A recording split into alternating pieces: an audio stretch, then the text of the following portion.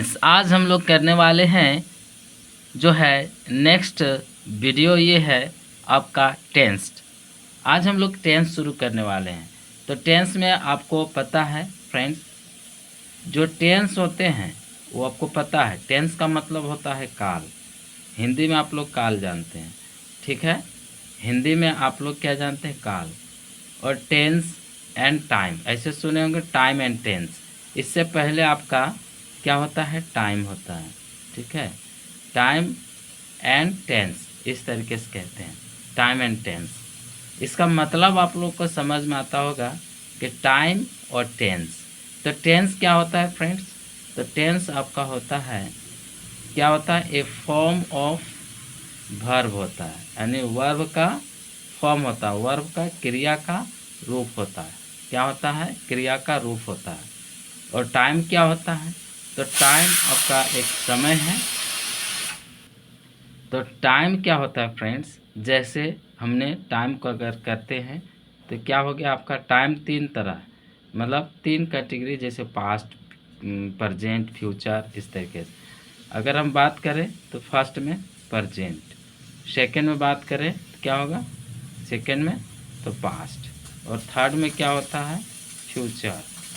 तो हमारा तीन टाइम यहाँ हो गया। टाइम को तो हम बांटा नहीं जा सकता, लेकिन हम लोग देखें कि ये प्रेजेंट की बात है अभी, और ये पास्ट यानी बीता हुआ, और फ्यूचर जो आने वाला, ठीक है। तो समय जो हुआ यहाँ टेंस, तो ये फॉर्म ऑफ वर्ब होता है, क्रिया का रूप टेंस होता है। टाइम जो है पास्ट और प्रेजेंट, पास्ट, फ्यूचर। तो इसमें हम लोग समझेंगे, इसमें क्या समझेंगे? फॉर्म ऑफ वर्ब यानी क्रिया का रूप। अगर हम फर्स्ट फॉर्म देखते हैं, सेकेंड फॉर्म, थर्ड फॉर्म, इस तरीके से आईएनजी फॉर्म, और पाँच में क्या होता है? जो V5 बोलते हैं, इसमें एस या एस जोड़ देते हैं, ठीक है। फर्स्ट फॉर्म में एस और एस जोड़ देते हैं, दो में से किसी को जोड़ते हैं। और इसमें आईएनजी फॉर्म, मतलब इसमें आईएनजी जोड़ देते हैं किसी भी। अगर हम लेते हैं वर्ब, अगर डू है तो इसको हम लोग सेकेंड फॉर्म क्या हो जाएगा? डिड। थर्ड फॉर्म क्या हो जाएगा? डन। और आगे अगर हम बढ़े तो डू लिखकर आईएनजी फॉर्म लगा देते हैं, आईएनजी लगा देते हैं। उसके बाद अगर डू लिखकर पहला फॉर्म, उसमें एस या एस लगा देते हैं, तो इसमें क्या लगेगा? E S. तो ये आप समझ गए हैं। अगर हमारा बी एक फॉर्म होता है, बी, और बी से निकला क्या क्या है? तो जैसे ईज है, इसी तरीके से एम है, इसी यहाँ पे आर है, ठीक है। ये है।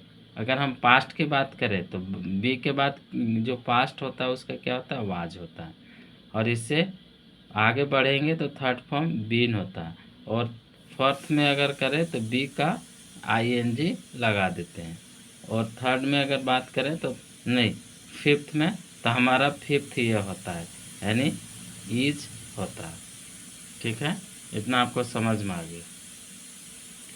अगर हम वर्ब ले लेते हैं, ठीक है, हैव का, हैव, या हम ले लेते हैं हैव या हैज, दोनों प्रेजेंट में यूज होता है। तो हैव या हैज जो है, तो हैज या हैव, तो ये जो हैव है फर्स्ट है, फर्स्ट फॉर्म है। और हैज क्या है आपका यहाँ? जो है V5 जो बोलते हैं, ठीक है, हैज वहाँ चला जाता है। तो हैव का V2 क्या हो जाएगा फ्रेंड्स? हैव का V2 क्या हो जाएगा? हेड। और V3 भी क्या हो जाएगा? हेड। आप बोलेंगे इसका कि भी ये जो है आईएनजी फॉर्म होगा क्या? तो हैव लिख कर आईएनजी लगाते हैं तो हो जाता है आईएनजी फॉर्म। समझ में आ गया? तो यानी ये हमारा इज क्या हो गया? सिंगुलर फॉर्म प्रेजेंट का, और ये हो गया हमारा प्रेजेंट का सिंगुलर फॉर्म। इसी प्रकार से अगर हम देखें तो ये जो है इज, एम, आर, तो बी का फॉर्म है, बी से बना हुआ है, तो ये साइलेंट होता है, ये नहीं दिखता।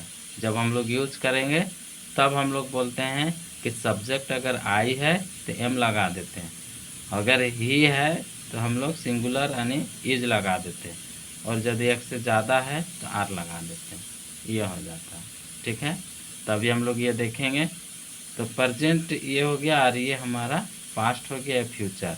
इसी में अगर हम बोल देते हैं टेंस, यानी प्रेजेंट में जो एक्शन चलेगा, जो एक्शन होगा, जो वर्ब होगा, प्रेजेंट के साथ होगा, टाइम होगा प्रेजेंट का, और पास्ट होगा तो पास्ट टेंस होगा। इसी तरीके से फ्यूचर होगा तो फ्यूचर टेंस होगा।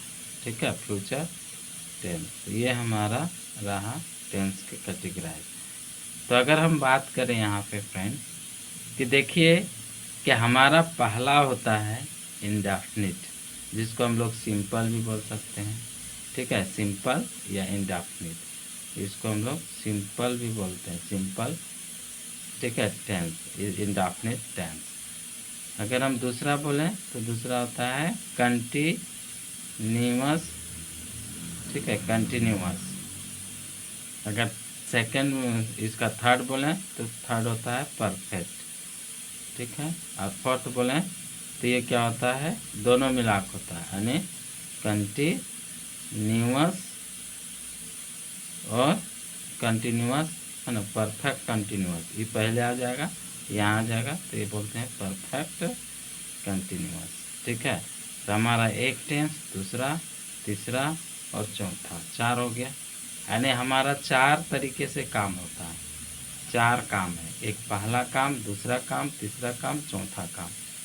दो यहाँ पे 3 काम दिखेगा, आँखों से 3 काम दिखेगा, लेकिन जो ये है ये आँखों से नहीं दिखता है। तो आइए देखते हैं कि कैसे, कौन नहीं दिखेगा और कौन दिखता है। तो हमारा 4 काम में से 3 काम आँखों से दिखता है और 1 काम नहीं दिखता है। ठीक है, तो सबसे पहले टेंस का टाइप देख लीजिए। अगर प्रेजेंट की बात करें तो क्या बोलेंगे, प्रेजेंट।